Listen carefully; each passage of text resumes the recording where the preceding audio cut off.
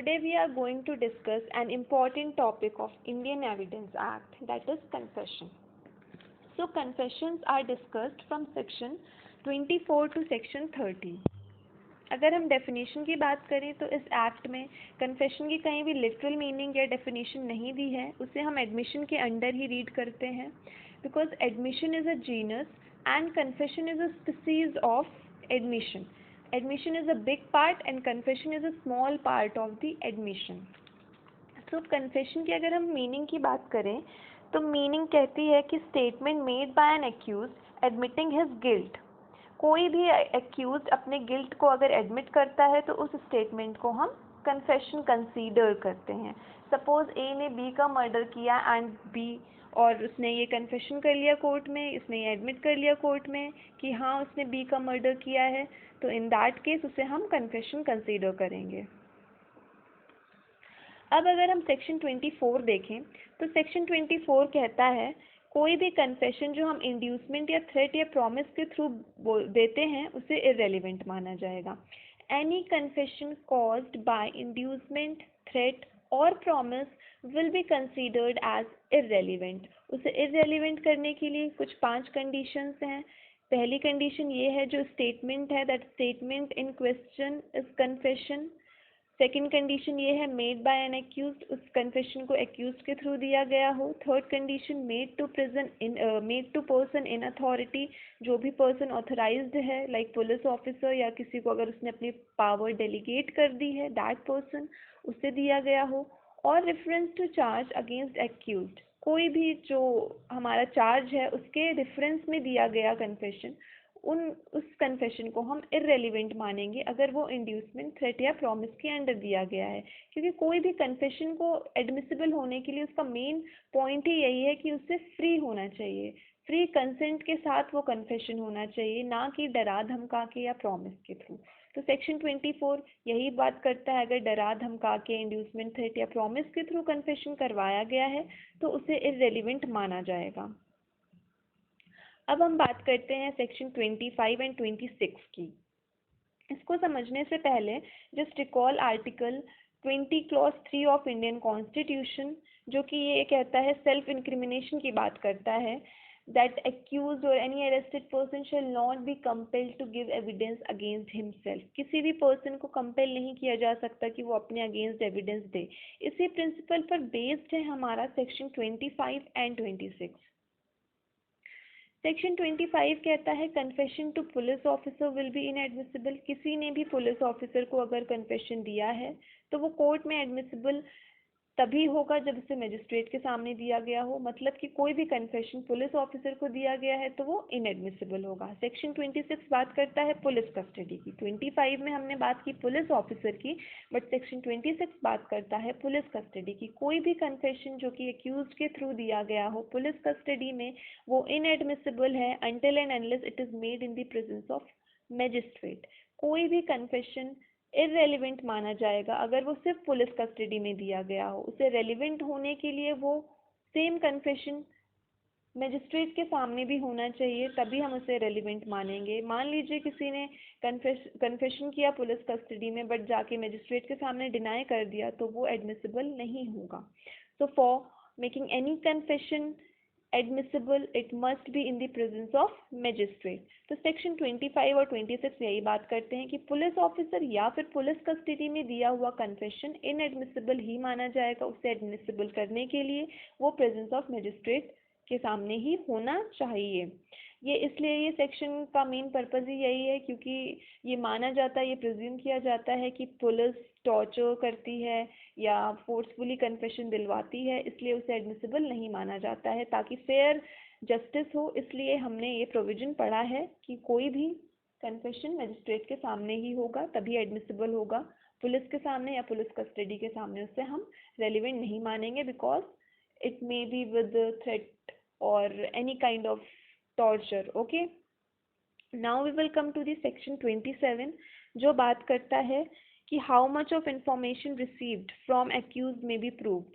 It is a kind of exception to section 25 and 26. ये हमें ये बताता है कि किन केसेस में जो हमारा कन्फेशन है पुलिस कस्टडी में वो रेलिवेंट होगा, वो एडमिसिबल होगा। इसको हम एक इलस्ट्रेशन के थ्रू समझ सकते हैं। हमारा इलस्ट्रेशन, सपोज कीजिए कि ए है जो, उसे चार्ज किया गया है थेफ्ट के लिए, इज एक्यूज्ड फॉर थेफ्ट, और वो ये कन्फेस कर लेता है पुलिस कस्टडी में कि हाँ उसने थेफ्ट किया है। तो सेक्शन 26 के अकॉर्डिंग तो ये इनएडमिसिबल हो जाएगा, क्योंकि पुलिस कस्टडी में हम उसे थेफ्ट, भले ही उसने कन्फेशन कर लिया है थेफ्ट का, लेकिन पुलिस कस्टडी का कन्फेशन नहीं माना जाता है।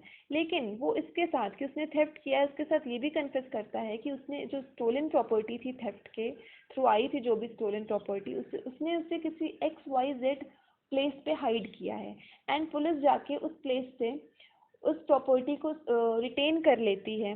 तो इस केस में हम उस कन्फेशन को एडमिसिबल मानेंगे, बिकॉज सेक्शन 27 यही बात करता है कि कोई भी ऐसा कन्फेशन जो कि पुलिस कस्टडी में एक्यूज के थ्रू किया गया हो और उससे कोई फैक्ट डिस्कवर होता है जो कि ऑफेंस से कनेक्टेड हो, वो एडमिसिबल होगा।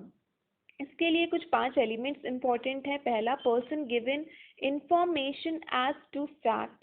सेकंड, बाय एक्यूज, जो भी वो इंफॉर्मेशन एज टू फैक्ट है बाय एक्यूज होनी चाहिए, ड्यूरिंग कस्टडी होनी चाहिए, और उस कन्फेशन के थ्रू पुलिस कोई फैक्ट डिस्कवर करे, जैसे कि स्टोलन प्रॉपर्टी डिस्कवर हुई, and that fact discovered connected to offence. जो भी फैक्ट डिस्कवर हुआ है वो उस ऑफेंस से कनेक्टेड होना चाहिए। जैसे कि हमने स्टोलन प्रॉपर्टी डिस्कवर कर ली, तो वो थेफ्ट के ऑफेंस से कहीं ना कहीं कनेक्टेड है ना।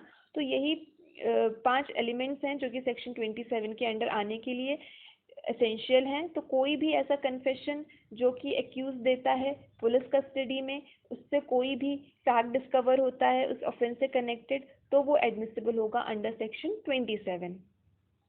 For section 27 we have a case Pulukuri Kottaya versus emperor.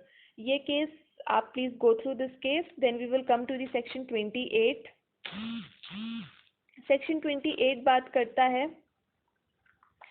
Consideration of section 28 बात करता है confession made after removal of impression caused by inducement, threat और प्रॉमिस रेलिवेंट। ये सेक्शन सिंपली यही कहता है कोई भी कन्फेशन जो कि रिमूवल ऑफ इंड्यूसमेंट, थ्रेट या प्रॉमिस के बाद हुआ है वो रेलिवेंट माना जाएगा, जबकि हमारा जो भी इंड्यूसमेंट हुआ था या थ्रेट हुआ था, प्रॉमिस हुआ था, वो रिमूव हो चुका है, उसके बाद का कन्फेशन रेलिवेंट ही कंसीडर किया जाएगा। Then we will come to the section 29 जो कि बात करता है confessions otherwise relevant not to become irrelevant because of promise of secrecy. तो ये कहता है कि कोई भी ऐसा कन्फेशन जो कि हमारा सेक्शन 24, 25, 26 के अंडर रेलिवेंट है, कोई भी कन्फेशन जो कि रेलिवेंट है अबव ऑल सेक्शंस, उसके अंदर वो सारे एलिमेंट्स आ रहे हैं जो कि एक रेलिवेंट कन्फेशन के लिए होने चाहिए, तो वो सिर्फ इन 5 पॉइंट्स के बेसिस पे रेलिवेंट कंसीडर नहीं किया जाएगा। वो 5 पॉइंट्स क्या है? Promise of secrecy, deception, drunk condition, in answer to question, lack of warning. इन 5 पॉइंट के बेसिस पे सिर्फ उसे इररेलिवेंट नहीं कह सकते हैं। अगर वो कन्फेशन बाकी सारे एलिमेंट्स के अंडर आ रहा है, वो रेलिवेंट आ रहा है, तो सिर्फ इन पॉइंट्स के बेसिस पे हम उसे इररेलिवेंट नहीं कंसीडर करेंगे, उसको हम रेलिवेंट ही मानेंगे। सपोज कीजिए किसी पर्सन ने मान लीजिए ए ने बी का मर्डर किया एंड ये कन्फेस कर लिया पुलिस कस्टडी में भी एंड मजिस्ट्रेट के सामने भी कन्फेस कर लिया कि हाँ उसने मर्डर किया है, प्रॉपर उसके अंदर सारे एलिमेंट्स आ रहे हैं टू बी रेलिवेंट कन्फेशन, और वो रेलिवेंट कन्फेशन है, लेकिन वो सिर्फ इस बेसिस पे इररेलिवेंट नहीं माना जाएगा कि वो उस टाइम पे ड्रंक था या प्रॉमिस ऑफ सिक्रेसी थी या डिसेप्शन था। इनमें से कोई भी पॉइंट उसको इररेलिवेंट नहीं कह सकते हैं। उसके बाद we will come to the last section, that is confession by co accused.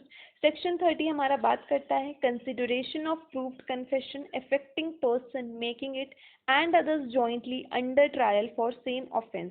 कोई भी ऐसा केस है जिसमें कि इसका मेन एलिमेंट यही है कि इसके लिए 2 या 2 से ज़्यादा एक्यूज होने चाहिए, जहाँ पे 2 लोग या उससे ज़्यादा लोग जॉइंटली ट्रायल, जिनका जॉइंटली ट्रायल हो रहा हो, उसकी बात की गई है। Suppose A and B are jointly tried for the murder of C. यहाँ पे बी जो है वो ये कन्फेस कर लेता है कि उसने सी का मर्डर किया है ए के साथ मिलके, तो इन दैट केस जो कन्फेशन है वो एडमिसिबल होगा बी के अगेंस्ट भी एज वेल एज ए के अगेंस्ट भी। ऑल्दो यहाँ पे ए ने कन्फेस नहीं किया है कुछ भी, बट स्टिल जो बी का कन्फेशन है वो उसके अगेंस्ट भी एडमिसिबल माना जाएगा।